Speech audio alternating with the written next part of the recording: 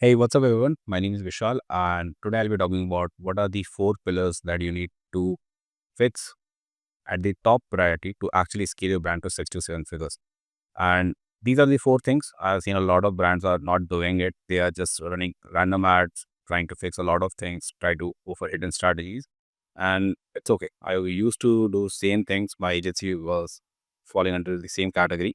And if you're somewhere stuck at random sales, that someday you hit 1 lakh a day and another day it's just 20,000 rupees on Shopify, there is something missing in the backend in terms of how you're structuring everything, right? To go from random sales to a profit machine, you need to focus on these four things, right? So before actually talking about that, how I learned it, I wanted to share this experience that how I actually came across this, right? So when I was working with, by far, by the way, I have worked with more than 100 plus brands, and this is the similar pattern that I have seen. When I was working with this brand who was in the ethnic and Western women's wear, so they were actually struggling with these three core points, right? First point was obviously they were not profitable at the front end. The ROAS, it was very fluctuating, and they were spending close to around 50, 60,000 rupees a day, and close to 10,000 people were coming on the website. And we thought it was about launching new ads, copying what everyone is doing, whatever the new trend is, we just try to launch it. Second, on the back end as well, the ROI was not positive. We thought that we need to reduce the pricing of the products or we need to launch different products. We thought the founder thought that the product market fit was not right. So we were doing everything. And the last point was that inconsistencies. So basically, someday they were hitting almost 1 lakh a day, someday even 2.5, and someday it was a 50K, not able to break even as well. So they did everything. Whatever new strategies came on the Instagram reels, YouTube videos, and different coaches and everyone who told that. But there was not a system in the business, right? So I was going in the meanwhile, I was going through this book by Russell Brunson.com secrets, and there is this concept known as funnel hacking. So it basically means it is like going through your competitor's customer journey, who is the market leader. There is a brand who is actually doing great, who is doing 100 CR, and we are not doing that great. We are not even just 10% of it. So how we can replicate? So best thing is become a buyer of that competitor. Become a buyer, go through the journey from clicking on the ads to buying the product and getting all the emails, WhatsApp message and everything, and see what makes you click on the ad, what makes you buy the product, what makes you add more product into the cart, right? And that was the game changing moment for me, which ultimately helped me to figure out these four mistakes that we were doing, right? So coming back to the solution, that what were the four pillars that we you need to fix, right? So I'm sure that you've been running just traffic campaigns to send more traffic on the website, because everyone thinks that more traffic means more revenue, more ROI, more ROS, right? But that is not the case, because ultimately, whatever traffic that you're sending, what if they are just tire kicker browsers? Then obviously they'll not gonna convert on the website, right? And you might be wondering that what is happening. So we figured out that whatever ads that we are creating, it needs to be sales objective driven, right? Rather than landing page views, traffic campaigns, add to cart, initiate checkout, it should be just sales driven campaigns. Second, instead of just running tofu, mofu, pofu, we need to have a different versions of ads. Because let's say if a buyer is not warmed enough, what if the buyer is not able to understand how to go through the product if our product is a problem of solving product? So instead of tofu, mofu, pofu, we need to have 5 stages of different type of ads. This means unaware, problem aware, solution aware, product aware, and most aware. So someone who's at the unaware stage, they needs to be educated enough to make sure that they understand the problem, right? And then there will be a time when they wanted to make a buying decision. Your brand should be the first thing that comes in his mind. And we can obviously, and I've seen another mistake that we were doing is we were just running same ads on Instagram, same ads on Facebook, same ads on YouTube. Everywhere it was the same ad. So we need to understand that people who are on the Google, they have a different intent. People who are on the Facebook, Instagram, they have a different intent.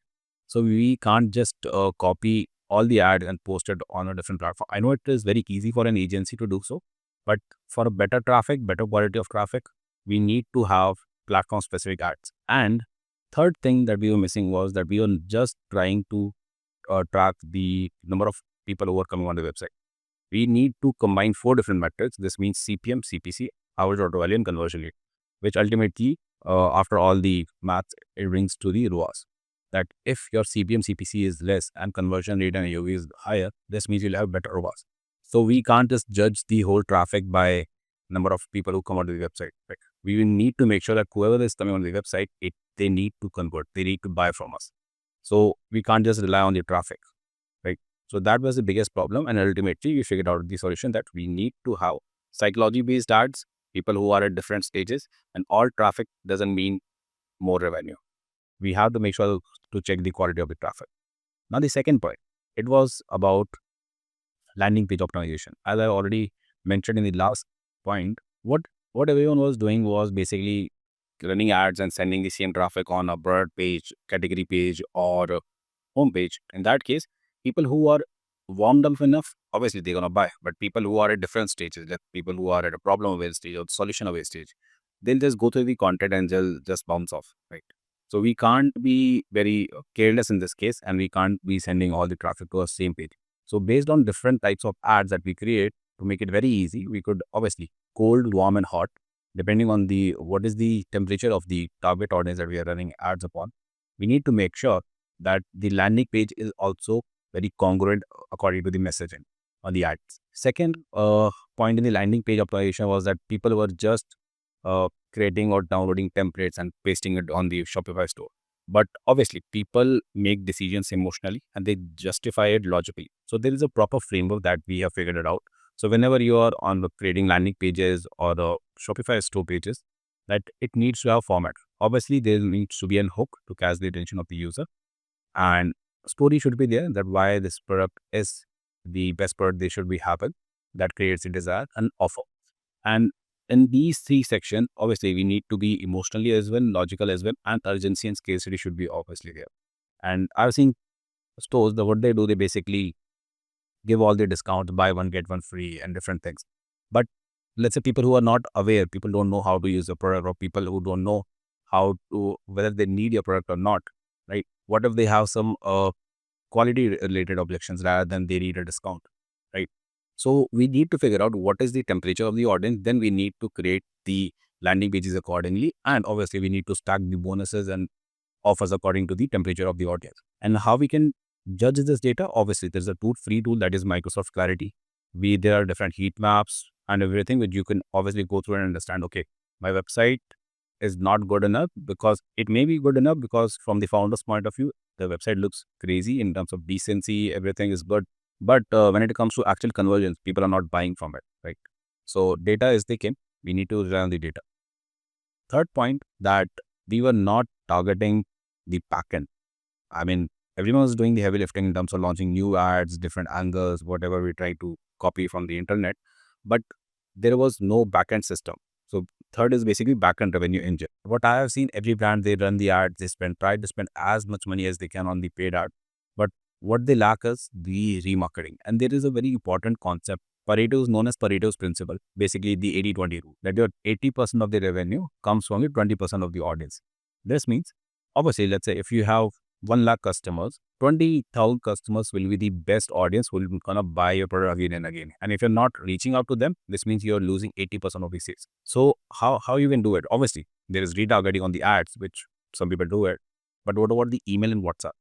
Because running an email drip sequence or WhatsApp drip sequence will cost so much less than running ads. This is something what was missing. And even if they do it, obviously they just chat GPT the email templates, WhatsApp templates, and they paste it.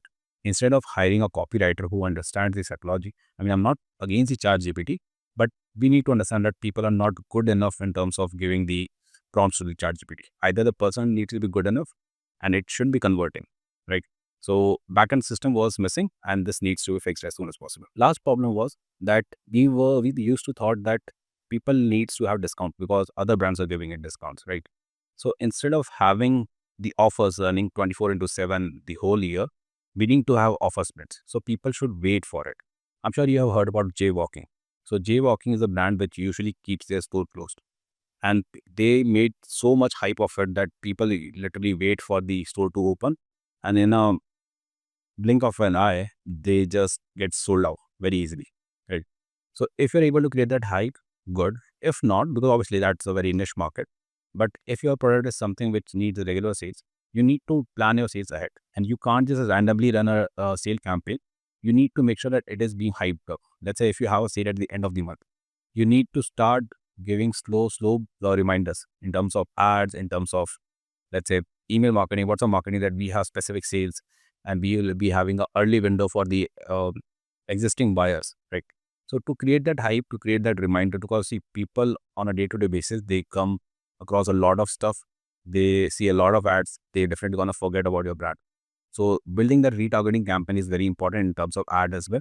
And when the day comes, they make sure that they are ready with their cards out and they just start punching the orders on your website.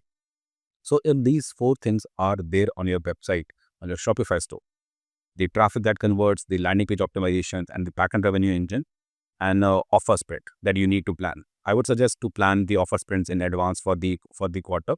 That will give you the ultimate edge rather than being very reactive to the situation, right? So if these four pillars are there in your e-commerce brand, obviously you can scale to 6 to 7 figures very easily. It's not just the ads part, because if it's just the ads part, everyone can easily pull it off and they can obviously earn 6 to 7 figures, right? But this is the thing that you need to have. And apart from this, if you find this video valuable, I have something better to offer. If you need the sales funnel breakdown, that how I was able to do the funnel hacking of different brands, it's just going to cost you ₹49. Click on the link below and you can buy different brands for sales funnel breakdown and go with the content. And if you think that you need help in terms of scaling your e-commerce brand, then there will be another link. So you can click on it and book a call with us. And obviously, we can definitely help you out with this.